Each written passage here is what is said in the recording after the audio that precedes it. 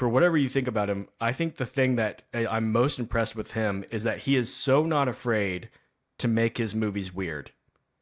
And I I respect him for that, but I don't know if I respect him more or if I'm more impressed that audiences have been so willing to go along with it.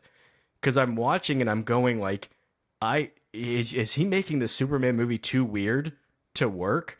And I went and saw it with some family and friends, and like my aunt really enjoyed the movie, and I was like, I can't believe that. I would have thought for sure this was too weird for her, and she would have spent the whole movie going, "What is going on? I don't understand this." But somehow he does it in a way that like people are like, "Oh, this is just a fun ride," and just go with it.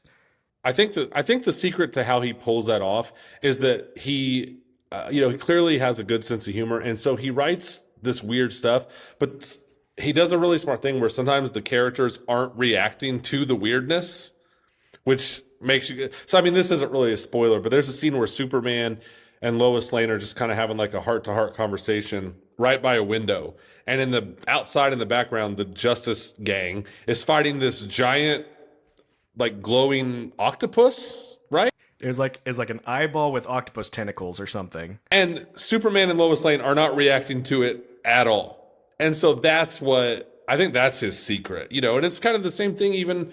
I mean, you can't talk about James Gunn without talking about Guardians of the Galaxy. It's the same thing where there's a literal talking raccoon, and people are just like, oh, okay, there's a talking raccoon. Like that's where he makes it work, I think.